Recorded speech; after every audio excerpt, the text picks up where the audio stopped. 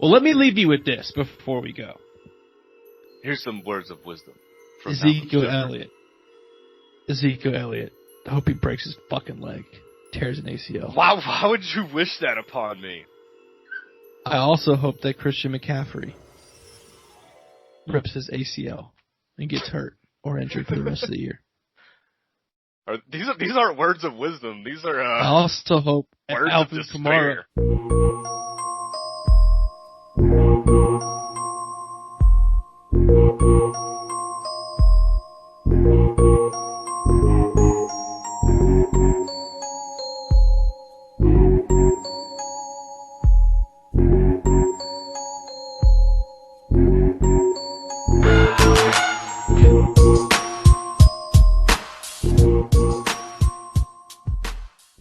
What's up? Week 2. Week 2, the League Fantasy Football Podcast, and that pretty much sums up how Malcolm's feeling and how some of y'all are feeling right now. God, dude, this is just awful. But shout out to the 2-0 teams. Yeah. And the 0-2 teams. I mean, coming at you guys from a morning aspect, Kyle's going on vacation amongst epidemic. But he's already had it, so he's immune. So we're doing a little bit of a morning edition, and this is not a good Tuesday morning for me. If someone were to say who's leading the 0-2 teams, I would vote myself. It's pretty rough. Yeah, we'll break down that game a little later on. There was a couple blowouts, and then this week there was a lot of close games. Yeah, but as you know, we have to first start the podcast off with our first segment. Oh, God. Yeah, the highest point total, unfortunately, this week was Don. Out of everybody. Yeah, but, I mean, 211 points. I'm not going to say anymore. We'll just let Don do the talking. Let's hear it, Don. This is your top score Victor moment. Okay. Hey, what's up, y'all? How y'all doing? You already know what it is. It's your week 2 highest score, 211 points in our fantasy football league. Hernandez Homicidal Homies, aka Don Watson, the Don Watson. You gotta say it right. The first champion in the fantasy football league. You know what I'm saying? You guys don't get to hear my voice very often, but just know you're gonna be hearing it a lot more. This week, I didn't make too many crazy plays like I did last week. Last week I made some crazy plays that in the long run kind of screwed me over. But just pretty much a breakdown of my team. Russell Wilson starting 32 points. Aaron Jones, 44 points. Jonathan Taylor, 18 points. Mike Evans, 23 points. John Brown, 18 points. Darren Waller, 28 points. Noah Fant, 17. The Baltimore defense, 15. Justin Tucker, 16. The only notable players on my bench right now, Keenan Allen had 16, and Ryan Tannehill had 26 points. I mean, Jerry Jeudy got 10 points. I mean, he was hurt a little bit, and I think going forward he's going to be the guy since Courtland Sutton's hurt now. But enough of that. I really kind of feel bad for my opponent. You know what I'm saying? Suck my thick and dick. He tried. His team actually did pretty solid. They scored 139 points. If he was playing anybody else this week outside of me, he would be 1, 2,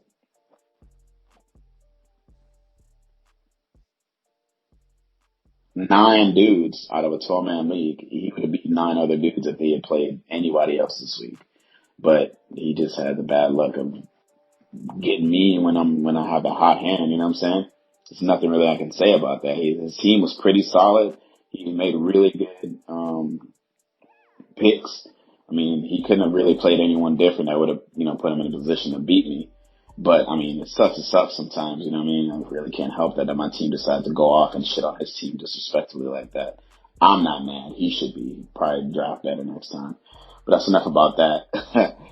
The only really major last-minute switches for me was putting Noah Fant in the flex. Originally I was going to have James White play but I wasn't sure how he was going to factor into the offense going against the Seahawks. One, and then two, the Patriots never know which running back's going to be the guy. All right, and they had Rex Burkhead and J.J. Taylor, and he got a lot of snaps in week one. So I really thought James White's snaps were going to be getting hawked. In all honesty, outside of Sony Michel, none of the running backs are really doing much, especially at goal line, since Cam Newton was, hawking all the goal line touches. So that was my big my big play there, and it worked out for me because he didn't even end up playing. It was sad enough to say his parents were in a bad car accident, and that took him out of the game. Only other major news on my end was I didn't know if I was going to play Keenan Allen or not. Last minute they pulled Tyrod Taylor and started the rookie, and if I'd known that was going to happen, I would have definitely subbed him into the flex. The only point difference between Noah Fant and him was 1 point, so either one I would have definitely lucked out on. I would have still been 200 plus points. Really, the guy that really carried my team this week was Aaron Jones. He scored 44 points, and if I'm looking at some of the other guys that play this week, that's half of their points. So yeah, you guys should have drafted Aaron Jones. Hey, he led the league in touchdowns with freaking Derrick Henry last week. Why would you not? If this guy's out there, draft him. He's gonna be a PPR monster. But I mean, I did my homework. Other people obviously didn't. But it really sucks to suck, guys. You guys get to play me when I have a solid team this year, and I feel like it's only going to get better now with all these injuries that are going down, and you guys are going to need players. So if you guys need trades, come talk to your boy. I mean, I'm probably not going to trade with you guys because you guys are a bunch of fucking, dickwads, but it is what it is. Y'all stay blessed, and y'all probably hear the same speech from me next week when I get the fucking highest points again. So take it easy. Anyway, so you just heard from Don. Pretty much no reason to break down his team. Anyway, he had 211 points. Congrats, Don. Hope it never happens again. Moving on. Yeah, it's not going to happen again. Well, but anyway. I would like to say when we had Aaron on for the draft recap show, the top two teams in my mind were myself and Don. I had the highest score week one. Don had the highest score week two. Maybe me and Don just continue this.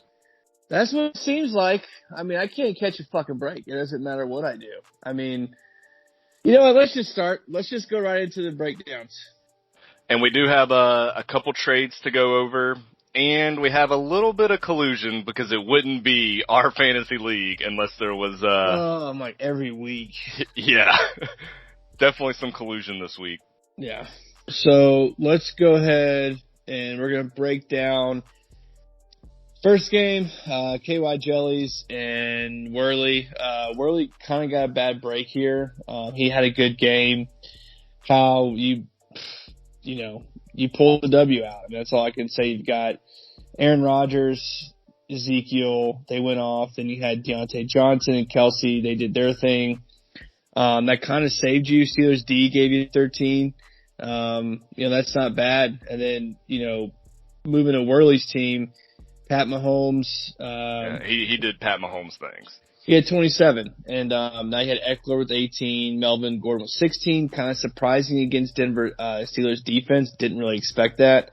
And then he had Robbie Anderson at 17, but he's got Rob Gronkowski starting at tight end, 0 points. I mean, we all saw that coming. Gosh. His kicker had 17. So, I mean, you've got certain people unexpectedly doing well, and then you've got people who are, supposed to do well not doing well, like AJ Green and Rob Gronkowski. So, in this game, it was sort of one of those grind out wins that I had to have Chris Godwin. He was out with a concussion, so I had to start a wide receiver. I was trying to decide between Deontay Johnson and Stephon Diggs, who I just traded for. I went with Johnson. Diggs had a little bit better of a game, probably, but Deontay Johnson did not disappoint me. Well, yeah, I was about to say, you're not bitching, because I would have took, two people from your roster this week, anybody. So you can't be bitching and moaning about that. Yeah, anyway. And this game was closer than the 130 to 113 score because I was up 130 to 109 or something, and he still had the Patriots defense. Well, first drive that Seattle had the ball, Patriots interception return for a touchdown, and then Worley was actually projected to beat me at that point, but Russell Wilson, Mr. Unlimited. Man, that's tough. I mean, anytime your defense has to get you a win on a Monday night game, I hate those moments, you know. Yeah, that's a bad spot. It is, and so Worley, I mean, he's 0-2. I mean, sorry, man, it's just a tough break. Now I move to Charlie and Taylor. You know, Charlie's 2-0. You know, he won 108-90 against Taylor. Yeah, so this was 2 1-0 teams, so the winner was going to go to 2-0 and be set up in a good position. But Taylor, it was close, 90-108, like you said. Cam Newton, geez, he's like QB1 right now. Yeah, and I mean Jacobs, he is, and Josh Jacobs only had 12 points, but I mean he should have had a lot more in my opinion.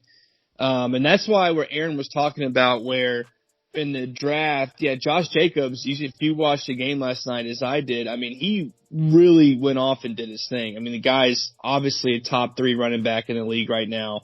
But he only had 12 points because because we're in a PPR league, there's really no possibilities with Josh because Gruden's just going to do a 2 tight end set, use a fullback, and just run with Jacobs. So from a non-standard league, it's great, but from a PPR standpoint, that's why, taking him first round, it's not a bad move, but you can see he only had 12 points and he went the fuck off in like NFL standards. Yeah. I think I'm sorry, go ahead. I was going to say, and then you got Taylor, Todd Gurley, 6 points, Julio, 4 points. Yeah. You drafted the wrong Falcon there, bud. You should have got Ridley. Yeah. Oh my gosh. Again, this is a situation where it's kind of like, me, where he's got the right people, he's got the right plays. I mean, the only person he should have played was McLaurin. If he plays McLaurin over Nyheim Hines, he wins. That's true. That's true because Nyheim Hines only had 1 point. Yeah, now that I'm looking at it, I take that back. Jonathan, what's the guy's name? Taylor? Wisconsin. Yeah, Jonathan Taylor. I mean, he's obviously going to be the predominant back in Indy. With Marlon Mack out, I can see why Nyheim Hines, he played it. But, I really can't talk shit because I fucking suck. I mean, I made probably one of the worst decisions ever in fantasy football history, which we'll get into. Yeah. And you look at Nyheim Hines, this was a guy who Taylor spent serious fab on, and he got... Yeah, that's right. All that fab bought 1 point. Yeah. And now going forward, it's like, can you even play Hines? Do you trust him? No, I mean, at flex, I'm definitely playing McLaurin or, someone else. I mean, he's got, Benny Snell minus 1 point. I mean, James Conner was going to play. He's obviously the premier back there against Denver too. Anyway, then you had Charlie's team. Lamar had 17. Chris Carson had 19. David had 21. David just had really one big play. He got hurt though. Tyreek Hill had 20. Hunter Henry had 14, and then the rest of his team really didn't do anything. So, really what's saving him every week is Lamar, Chris Carson, and Tyreek Hill. Now with David Montgomery out, he's got to find a running back. Carry on, he's got on his bench. Joshua Kelly, who had 12. Not bad, but obviously Eckler's going to be getting the work mainly. So anyway, it's one of those situations where Charlie would have lost to a lot of other people, but it was just one of those weeks where this motherfucker's 2-0, man. I just don't understand. I really don't get it. Charlie, the 3 quarterback king, is 3-0. 2-0. It's almost like he's getting rewarded for being shitty, and it just doesn't make any sense to me. Yeah, so let's move on to the next game. I'll introduce this one since you were in it. We got Eli's dumb effing face defeating Phillip Rivers Abortion Clinic 188-76. Yeah. So that was what you said last week. This hurt. This hurt. So, I don't know where. Kyler Murray had 31. Alvin Kamara had 37. James Conner, who was supposed to be hurt, he had 19. DJ Moore randomly had 20. Tyler Boyd caught a touchdown pass late. He had 20. Jonnu Smith had 24. Mark Ingram had 15. His Buccaneers defense even gave him more than 10, and his kicker gave him 11 points. I mean, I feel like that no matter what would have happened this week, I would have lost. Now, obviously, we have to go to my team. Yep. And, I mean, I'm happy with every single play I made except for Kirk Cousins. So, Carson Wentz obviously is doing horrible this year. And you had, Kirk Cousins against Indy's defense. I mean, from what I was, I wouldn't say reading, but just from listening to sports, I mean, this is just a beautiful matchup for Kirk Cousins, right? Wrong. I mean, he had 3 interceptions. I mean, I have no words. I mean, I can't remember the last time I've seen a quarterback go for negative fantasy points. Yeah, and even Carson Wentz had 11. So, I mean, it wouldn't have helped me, but and that was a move that I took a gamble, and, I was willing to take the dick up the ass, and Thomas, ripped open my butthole and stuck not only his dick, pretty much his whole body up my butthole. All right, so for you this week, I've got 1 point that's going to lift your spirits, and I got a second point that's going to bring you down a little bit further. What? So, first point is, the only person Thomas would have lost to was Don, who had a historic week. So yeah, there's really nothing you could have done. And now, to bring you down, Thomas's bench, 96 fantasy points. Your starters, 76 fantasy points. His bench would have beat you. Yeah. I mean, and I think that my players are better than his, except for 2. And so it just I don't know. It's bad. It's real bad. I gotta do some stuff here. So anyways, moving on. Welcome to fantasy football. It happens. Yeah, this is me every year. So this is kind of the biggest controversy of the year so far. Yeah, this is the we've got Party Like a Grand Star, Joey, playing against Law and Order Trape Unit, Kevin. Now, Kevin's already, because I think of being commissioner last year and getting voted out and vetoed and that whole campaign. I think he's going in this year a little nasty, a little dirty, right? He's kind of he's fed up with it. He's hitting below the belt for sure. He is. And so, everyone knows what happened. I don't really want to go into it. Long story short, Kevin wasn't up to date on the rules. Everybody else was besides Kevin. Joey made a great move, a strategic move. That's why I wanted to have the dollar amount waiver wire, because Joey went in there. That was perfect. I mean, that's a strategy you want to have. That's a strategy you want, right? That was 200 IQ from Joey. Yeah. Well, what's funny is me and Thomas literally, we were getting a beer and we both said, if I was on the waiver and I knew someone had to pay money or whatever, this exact situation, I would have bought that player just so I can get a W. So Joey did that, and Kevin ended up winning by 6 points. And the worst part is the fucking tight end gave him 21. Yeah, so Joey's strategy would have paid off. Joey would have been 1-1. Kevin would have been 1-1.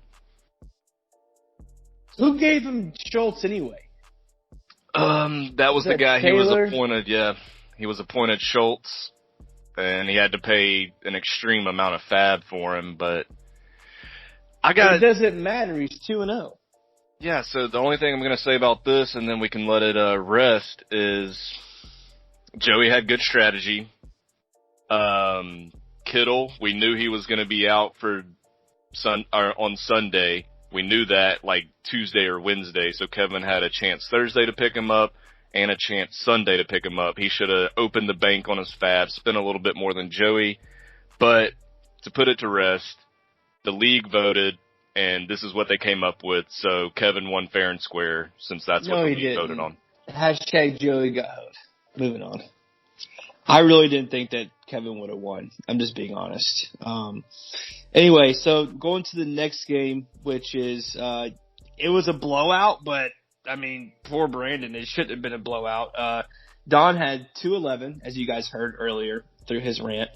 And then you had Brandon at 139. So I'm just going to go through, Russell Wilson, 32. The guy's obviously the best quarterback in the league right now. He's MVP in my vote, definitely over Mahomes, over Lamar, over Brady, over everybody.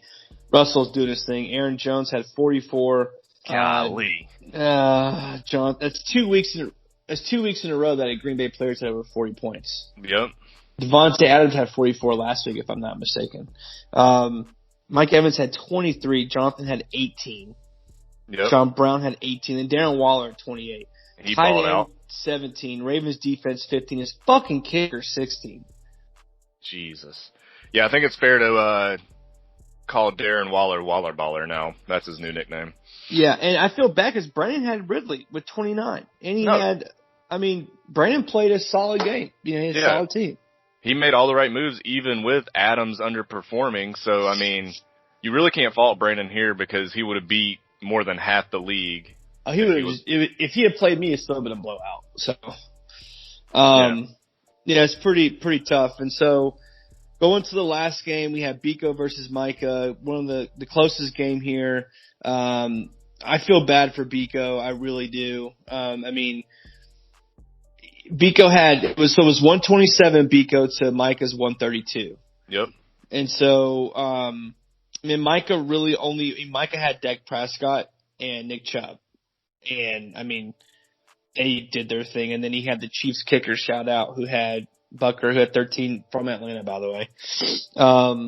Yeah, and that's the point I was going to make about this game. The Bills defense a little underperforming for Biko, giving him -1. But if you remember, at the end of the Kansas City game, they brought Butker on to win the game in overtime. If I remember. he hit a 54-yarder, 58-yarder, whatever it was, and that awards 5 points in our league, and that's what the margin was. Well, he for, hit Biko and Micah. Well, he hit 3 50-plus. He hit a 54, then he hit a 58, then he hit a 58 again because they called time. So it was the first play was a flag, dropped him back 5 yards. So it was a 53. And then right before he kicked, they called timeout. He made it. Then he made a 58 again. Yeah, shout out Georgia Tech right there. Shout out to the Chiefs for coming. Anyway, I'm not even going to get into that because we're going to lose to the Ravens Monday. So, Biko's team really well. He had Josh Allen who had 33, McCaffrey 23. Speaking of McCaffrey, I don't know if you guys remember, I said who's going to get hurt this year. Yeah, we're going to get into the injuries and. No, but before we get into all that, I said I'm not going to draft McCaffrey because he's going to get hurt. And he's going to miss 4 to 6 weeks due to an ankle sprain. So, call me Houdini. Anyway. Yeah. So, let's move on to, you want to do trades or injuries? Let's do trades. Alright, so this week, after week 1, we had a bunch of trades heating up. So, the rumor mill was on fire. And we had 2 trades completed. We had myself and Biko making a trade. I traded James Robinson and Damian Harris for Stephon Diggs, and I feel like that trade worked out for both sides. James Robinson had a good game. Stephon Diggs had a good game. He needed a running back. I needed a wide receiver, so that sort of worked out. Yeah. I guess it did. I'm just pissed. All right, and then the second trade that went down with a little bit of collusion. This one didn't get approved unanimously like the first one did. Kevin traded Henry Ruggs, David Montgomery, and Matt Stafford to Charlie for Deshaun Watson, Le'Veon Bell, and Mike Williams. Yeah, that's Kevin colluding again. He's just trying to I remember that trade. He's just trying to, Kevin comes off as like, I'm just doing this, it's fair. But then as soon as the trade goes through, he's like, I won, I got you guys. So no, we've caught on. And that trade just didn't make any sense to me. And David Montgomery got hurt, so. Yeah, that trade was a little baffling, but again, to Kevin's credit, it got approved by the league, so it is what it is. It did get approved. That trade went through? Yeah, that trade did go through. What? Oh my god. Kevin's colluding his way to the top. The gift that Taylor posted, the tribe has spoken. Okay. Anyway. All right, so let's go over some week 1 injuries. Maybe week 2 injuries as well are included in here. Yeah, so, anyone who listens to the podcast, I pretty much wished a plethora of injuries to everyone's top running backs and players. Yeah, if you did not listen, you should go back and listen to it. Malcolm had some harsh words for everybody else's starting running backs, and that actually came true this week. Yeah, so I'm sitting here watching all the games, and then I texted you, and I was like, dude, you remember me saying this? And then all these injuries happened. I mean, it was tear ACL Sunday. So I'm what I've told myself is that I've made the sacrifice. I've made a deal with the devil that I wished all these injuries to help me win some games, but I had to get another boo-foo, which I did. So I'm hoping that, no one on my team, knock on wood, got injured. So I'm hoping that moving forward, everyone else's teams who have to pick up, hopefully that works out for me. I would say I'm sorry, but I'm not sorry. From a fantasy standpoint, the only thing keeping me from hitting rock bottom is the fact that I predicted McCaffrey getting hurt and that I wanted a bunch of people to get injured, and they did to help me. So if those things hadn't happened, I'd probably I'd be on rock bottom where I should be. Yeah, anyway, so I'm just gonna run through the injuries real quick. Okay. We had this is for our league, the number 1 overall pick, Run CMC. He got hurt. He's gonna be out. Reports say 4 to 8 weeks.